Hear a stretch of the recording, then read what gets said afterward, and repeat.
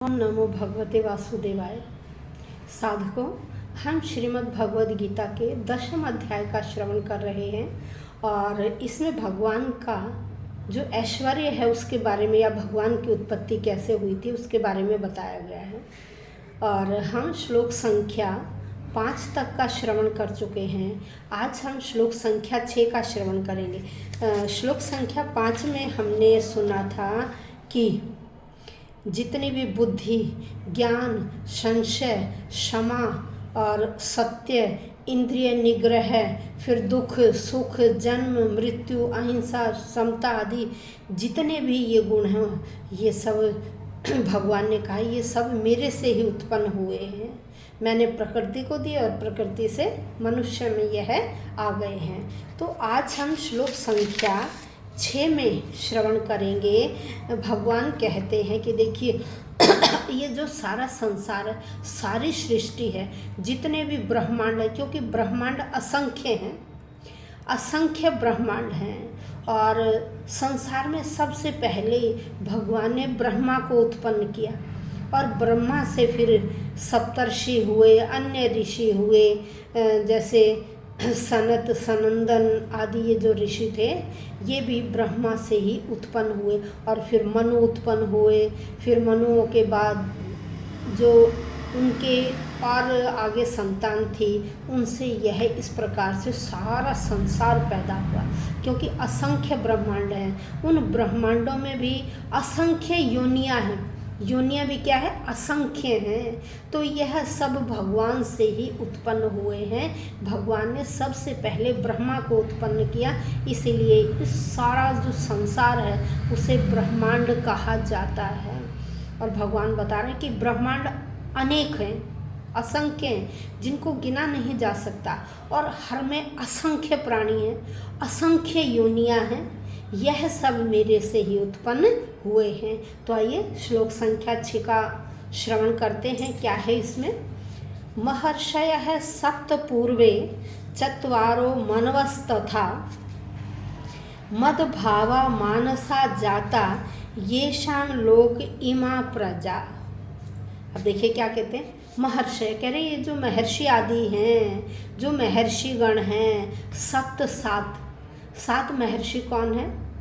जिनमें भारद्वाज हैं, वशिष्ठ हैं, अत्रि हैं, मार्कंडे, ये क्या है? ये 7 ऋषि हैं। तो कह रहे हैं ये 7 महर्षिगण और पूर्व इनसे पहले चत्वार है, इनसे पहले 4 मनवस्त था, 4 मनुगण, इनसे पहले 4 मनुगण।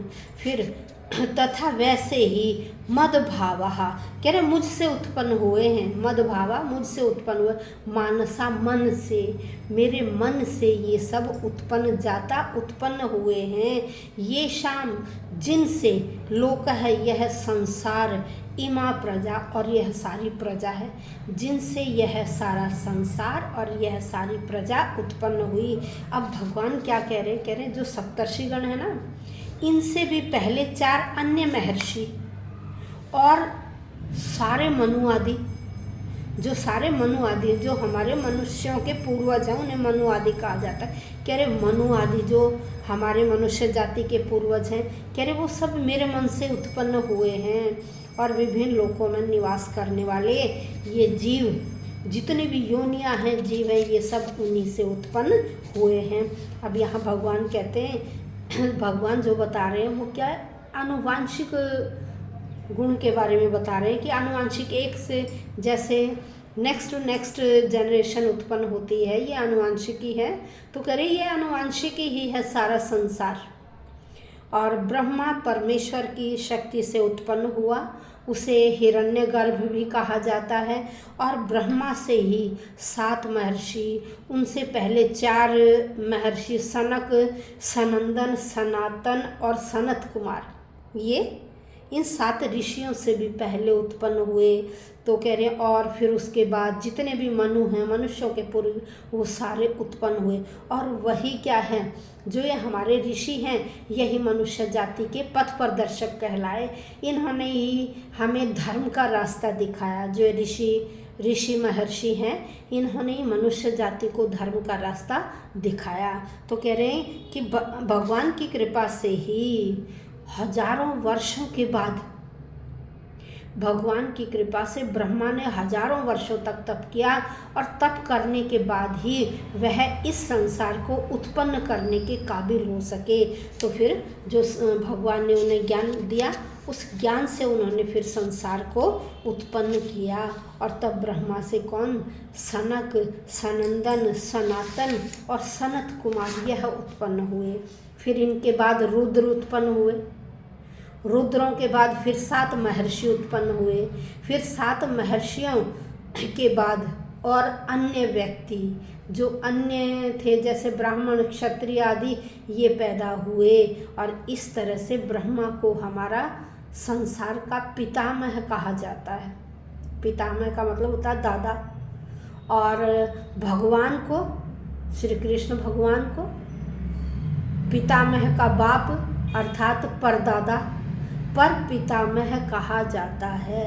भगवान हमारे पर पितामह हैं। उसके बाद ब्रह्मा हमारा पितामह दादा है।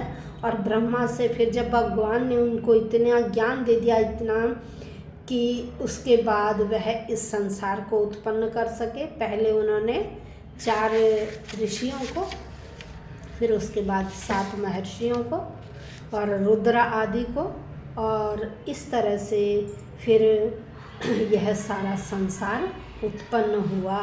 यह हमने आज श्लोक संख्या 6 में ये पढ़ा कि यह संसार कैसे बना है, ये संसार कैसे बना है। श्लोक संख्या 5 में हमने किया था कि जितने भी ये हमारे अंदर भाव गुण आते हैं ना, ये भगवान के द्वारा ही उत्पन्न किए जाते हैं। और वो भगवान, देखिए जैसे हमारा हाथ एक है, हाथ एक है, लेकिन उसमें क्या है, अलग अलग उंगलियां हैं।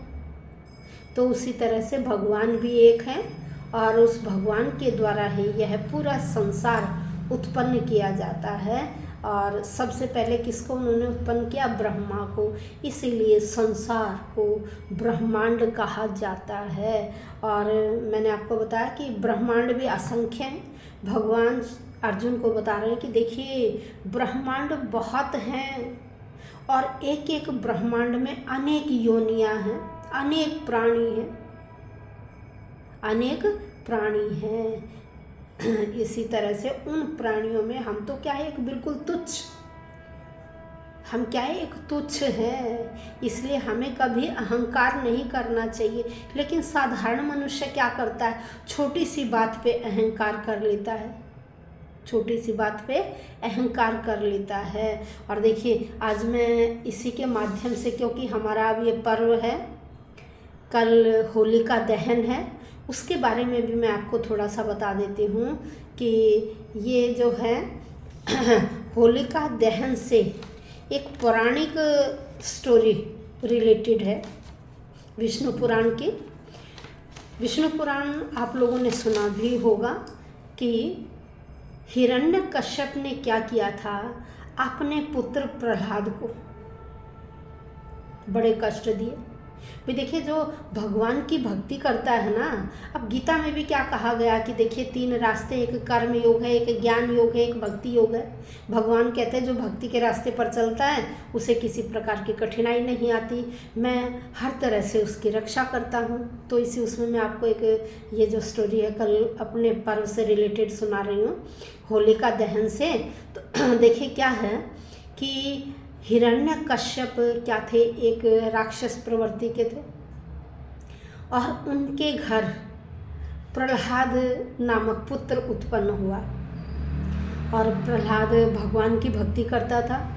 भाई एक राक्षस को अच्छा नहीं लगता कि उसकी संतान किसी देवी देवता की पूजा करे। तो उन्होंने क्या किया, शुक्ल पक्ष, जो फाल्गुन मास था ना, फाल्गुन मास के शुक्ल पक्ष की अष्टमी से उसे कठोर से कठोर दंड देने शुरू कर दिए।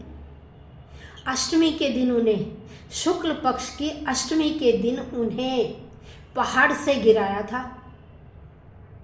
लेकिन प्रहलाद तो ईश्वर भक्त था, उसे कुछ नहीं, क्योंकि वह तो विष्णु के भक्त थे, परम भक्त थे, उन्हें कुछ नहीं हुआ। अगले दिन उन्हें क्या किया, हाथी के पैरों तले रुंधवाया गया। अब देखा, अरे छोटा सा बालक है, हाथी के पैरों से रौंद दिया गया, ये तो अब भी जीवित है। फिर अनेक गर्म तेल के कढ़ाई में उन्हें डाल दिया गया। इस तरह से ऐसे इतने कष्ट दिए गए, लेकिन प्रहलाद को तो कुछ नहीं हुआ। अब कष्ट देते रहे। अब उन्होंने देखा कि मेरी बहन जो होलिका है ना, इसको तो भगवान ने वरदान दे रखा है कि होलिका तो अग्नि में जल नहीं सकती। तो अब उन्होंने क्या षड्यंत्र रचा कि इसी का जो चतुर्दशी थी, चतुर्दशी और पूर्णिमा,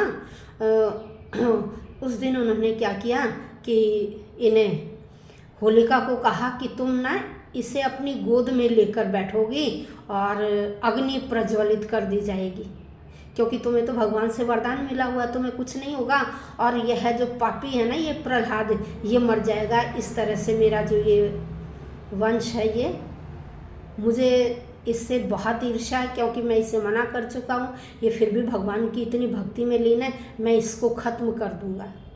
अब होलिका मान गई।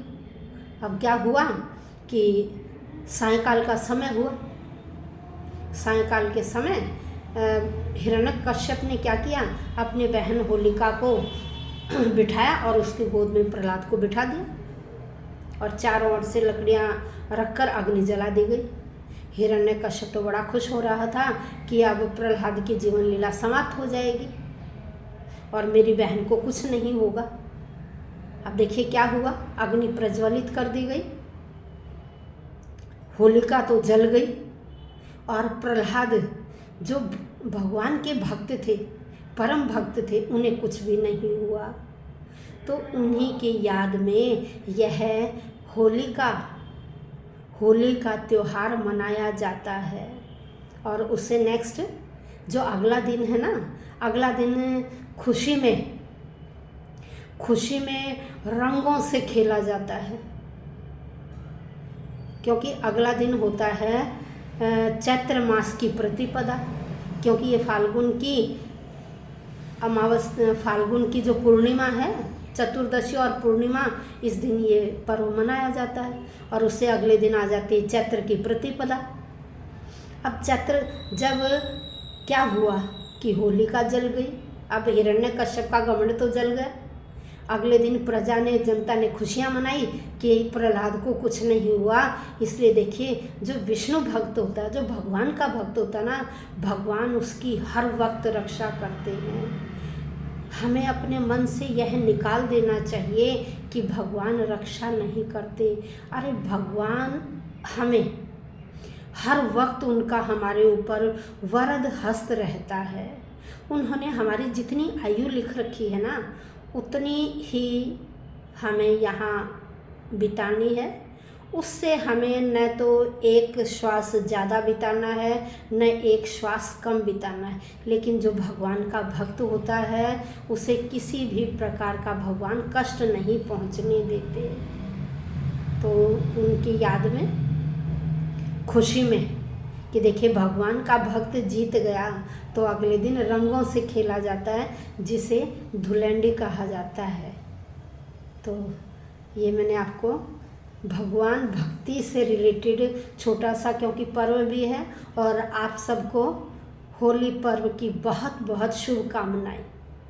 सभी के घरों में रंग भरे, भगवान आपके जीवन में खुशियाँ ही खुशियाँ आए, किसी प्रकार का भी कष्ट न हो, ऐसी हम भगवान से प्रार्थना करते हैं। हे विष्णु भगवान, हे कृष्ण भगवान, आपका वरद हस्त हमारे ऊपर रहे और हम सबके परिवार ऐसे ही हंसते खेलते रहें, और हमारे देश के ऊपर भी किसी प्रकार का संकट न आए, पूरा देश खुशमय रहे, खुशहाल रहे। होली का पर्व पर आप सबको शुभकामनाएं, बहुत बहुत शुभकामनाएं। धन्यवाद।